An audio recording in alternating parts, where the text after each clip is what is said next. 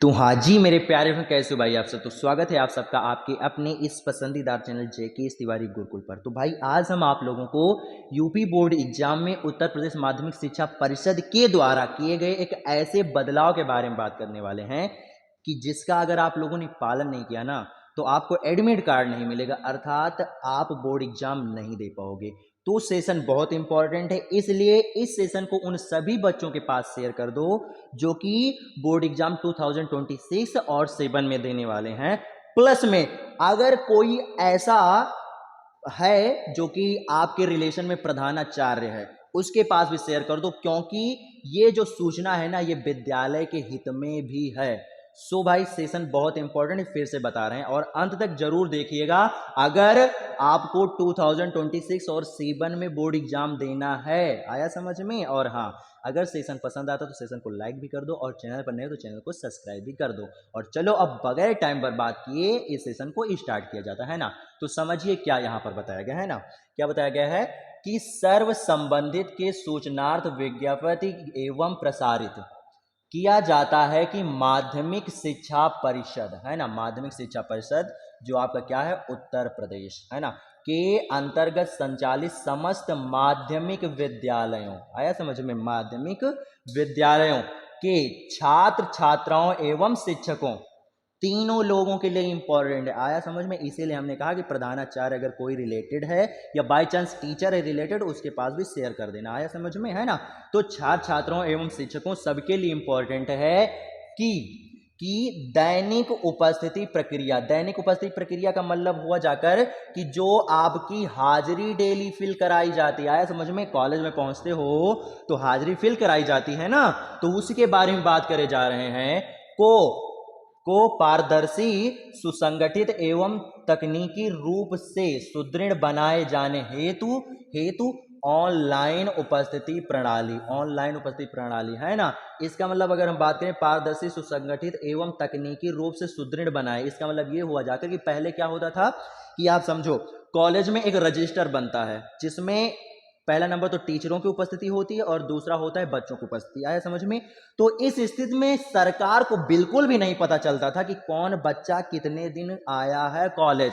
आया समझ में। इसलिए होता क्या था कभी कभी कि उस बच्चे को बहुत ज्यादा मार्क्स मिल जाता था जो कभी नहीं पढ़ने आता था, और उस बच्चे को बहुत कम मार्क्स मिलता था जो डेली पढ़ने आता था। इसलिए सरकार आपकी उपस्थिति के बारे में जान सके, अर्थात आप कितने दिन आए हो विद्यालय, कितने दिन नहीं आए हो, सब कुछ उसको पता हो सके। इसीलिए उसने क्या, ऑनलाइन उपस्थिति प्रणाली, यानी अब से आपकी हाजिरी क्या होगी, ऑनलाइन फिल की जाएगी। सर कब से फिल की जाएगी, तो 1 जुलाई से ही। ये जो सूचना है वो 30 जून को ही आ गई है। अभी हम प्रूफ के साथ आपको दिखा भी देंगे, है ना। आया समझ में। इसीलिए इतने दिन के बाद आए हैं ताकि कोई भी इसमें परिवर्तन ना हो, ये ना हो कि ये फेक है। अभी प्रूफ के साथ तुमको दिखाने वाले। आया समझ में।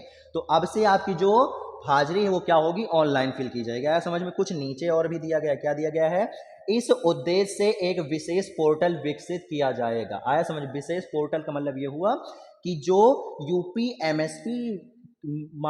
upmsp.in.edu.com वेबसाइट है ना, वहां पर क्या होगा, एक पोर्टल दिया जाएगा। अर्थात वहां पर क्या होगा, विद्यालय का कोड डाला जाएगा और एक पर्सनल कोड डाला जाएगा और एक सुरक्षा कोड डाला जाएगा। इन सबको डालने के बाद में क्या होगा कि वहीं वेबसाइट से हम बच्चों की ऑनलाइन उपस्थिति दर्ज करा सकते हैं, अर्थात ऑनलाइन हाजिरी भर सकते हैं। आया समझ में। ये कर सकते हैं। एवं यानी एक और व्यवस्था है। क्या व्यवस्था है, विद्यालयों की सुविधा हेतु एक मोबाइल एप्लीकेशन, यानी जैसे मान चलो विद्यालय सोचता कि भाई हम इस वेबसाइट पर नहीं वर्क करेंगे, आया समझ में, या उसको वर्क करने में इस वेबसाइट पर कोई प्रॉब्लम आ रहा है, तो वो बड़े आराम से क्या करेगा, उत्तर प्रदेश माध्यमिक शिक्षा परिषद जो है उसने एक मोबाइल ऐप बनवा दिया है। आप उस ऐप का प्रयोग करके बड़े आराम से हाजिरी फिल करवा सकते हो बच्चों की। आया समझ में। भी तैयार की गई है जिसके माध्यम से विद्यालय के 9 से 12 तक, है ना, 9 से 12 तक। आया समझ। इसीलिए हमने पहले बताया क्या कि 26 और 27 दोनों बच्चों के लिए ये क्या है, नियम लागू किया गया है। समझ में। 9 से 12 ही केवल लिया गया है। समझ में। तो 9 से 12 तक के बच्चों का क्या होगा, चाहे वो छात्र हो या छात्रा हो या शिक्षक हो, सबकी क्या होगी, प्रतिदिन हाजिरी फिल करवाई जाएगी। आया समझ में। उसके बाद में कुछ दिया, माध्यमिक विद्यालय राजकीय अशासकीय, है ना। इसका मतलब क्या हुआ, चाहे वो सरकारी हो चाहे वो सरकारी हो या प्राइवेट हो, सब पर ये नियम लागू होने वाला है। में यह व्यवस्था तत्काल प्रभाव से लागू की जाएगी। आया समझ में? अर्थात सिंपल सी बात किया जाए ना तो आप ये समझो कि 1 जुलाई है ना, 1 जुलाई जो है यहाँ से आपका जो हाजिरी होगा वो ऑनलाइन फिल किया जाएगा। और ऑनलाइन कैसे होगा? तो 2 सिस्टम है। एक तो आप ये समझो कि वेबसाइट से फिल कर सकते हो, और दूसरा एप्लीकेशन भी है तो वहां से भी फिल किया जा सकता है। आया समझ में? और यहाँ पर शिक्षक और छात्र छात्राओं दोनों के लिए दिया गया है। अच्छा, नीचे कुछ महत्वपूर्ण बिंदु दिया गया है, इसको तो जानना आपको कंपलसरी है, तो भागिएगा मत, है ना। समझो क्या यहाँ पर बताया गया, इसको जानना आपको कंपलसरी है। क्या यहाँ पर बताया गए हैं? तो ऊपर दिए गए कुछ प्रधानाचार्य द्वारा, हाँ ठीक है ना, क्या बताया गए हैं? फर्स्ट की बात की जाए तो क्या बताया? प्रधानाचार्य द्वारा प्रथम पीरियड, है ना, फर्स्ट पीरियड में तो हाजिरी फिल की जाती है, उसी के बारे में बता रहे हैं।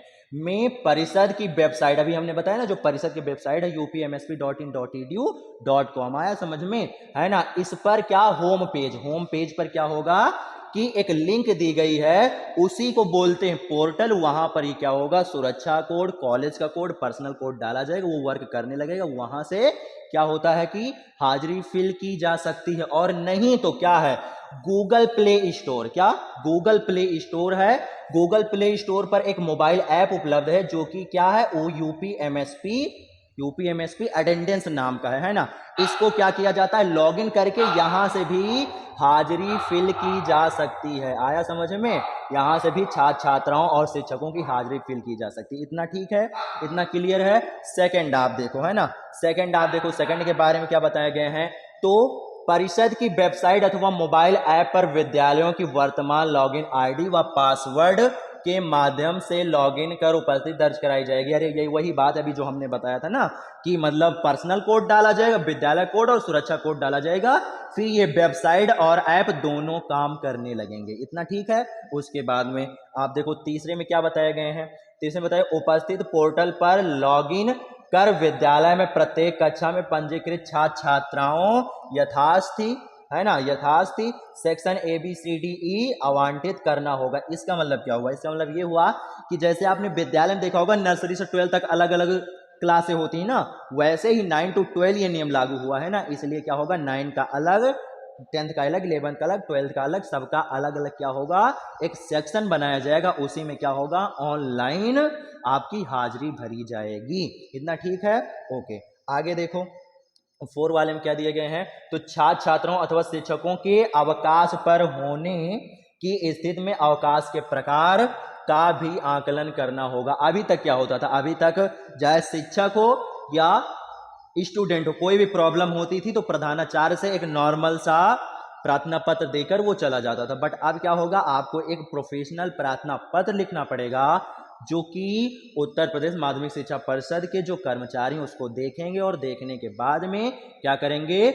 मुहर वगैरह लगाएंगे, फिर आपकी क्या होगी? छुट्टी जो है वो मान्य होगी। आया समझ में? चाहे वो ज्यादा दिन के लिए छुट्टी लेना हो, या आप ये समझो कि कॉलेज में आए और कॉलेज से जाना हो। आया समझ में? तो बहुत सख्त नियम लागू किया गया है। ओके, और इससे क्या फायदा क्या नुकसान उसके बारे में भी बताने वाले। रुके रहो, अभी टेंशन ना लो, अभी बता रहे हैं ना।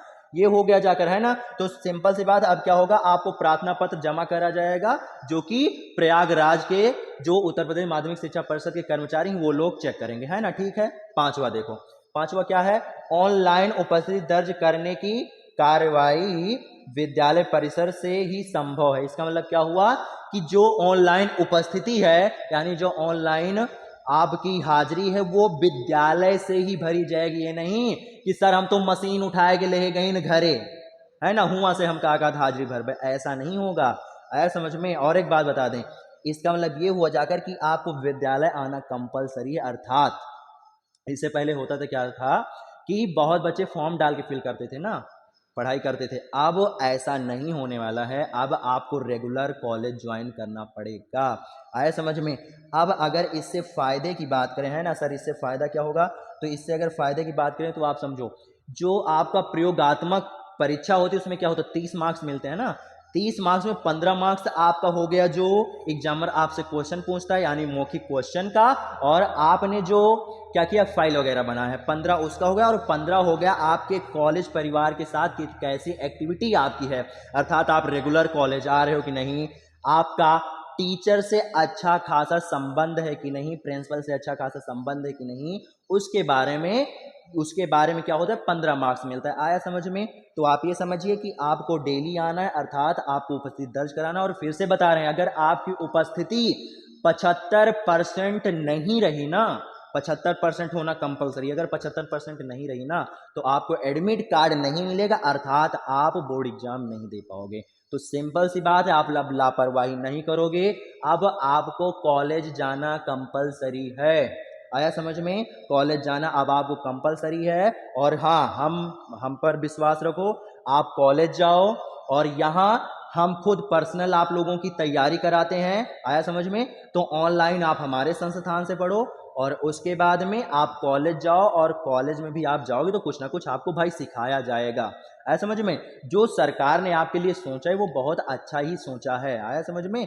क्या होगा इससे, आप आओ जाओगे, क्या तो लोग आपको जानेंगे कि हाँ ये भी बच्चा देखो पढ़ने जा रहा है, आपका एक दूसरे अच्छा खासा संबंध बनेगा। क्या होता था है ना, कुछ बच्चे क्या करते हैं, टीचर उचर से लड़ाई कर देते हैं ना, वो घर में बैठे रहते हैं, ये सब गलत बात है ना। आपको रेगुलर कॉलेज जाना है और अपनी उपस्थिति दर्ज करानी, आपका 75% उपस्थिति होना कंपलसरी है।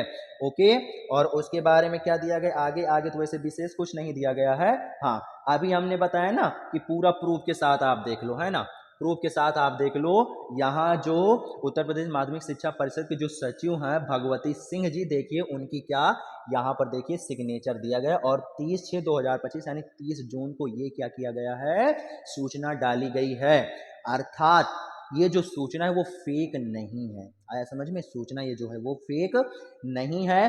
तो भाई आप सभी लोग इसका पालन करो, और रेगुलर आप क्या करो, कॉलेज के ज्वाइन करो। जब आप कॉलेज जाओगे तो कुछ ना कुछ आपको सिखाया जरूर जाएगा। और हाँ, अगर आपने अभी तक अपनी पढ़ाई नहीं स्टार्ट की है ना, या पढ़ाई की भी थी तो किसी भी तरीके से आप मान चलो कि छोड़ दिया, या कुछ भी हो प्रॉब्लम, कुछ भी हो, या आप जहां पढ़ रहे हो वहां की पढ़ाई आपको समझ में नहीं आ रही है, तो कोई टेंशन वाली बात नहीं है ना, कोई टेंशन वाली बात नहीं है। हमारा खुद एक पर्सनल यूट्यूब चैनल है ना, हमारा खुद एक पर्सनल यूट्यूब चैनल है जयकेश तिवारी गुरुकुल के नाम से। आया समझ में?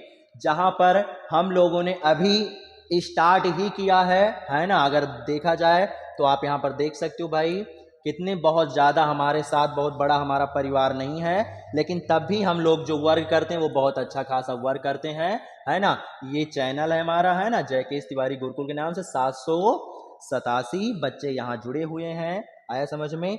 जिसमें साइंस का पोर्शन हम देखने वाले हैं, और हमारे जो अदर टीचर हैं वो भी पढ़ाएंगे, अर्थात ऑल सब्जेक्ट पढ़ाया जाएगा 10th और 12th वाले बच्चों के लिए।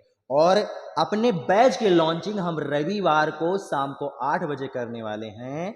आया समझ में? सो भाई अगर अभी तक आपने किसी भी रीजन से अपनी स्टडी नहीं की थी तो पहला नंबर तो आप चैनल को ज्वाइन कर लो, चैनल को सब्सक्राइब कर लो, चैनल से जुड़ जाओ, और रविवार को मिलेंगे अपनी टीम के साथ आप लोगों की पढ़ाई को एक नया मोड़ देने के लिए। आया समझ में? तो फिर आज का सेशन यहीं तक रखते हैं, और फिर मिलेंगे आपको हम कल अपनी पूरी टीम के साथ शाम को 8 बजे। ओके, धन्यवाद बच्चों।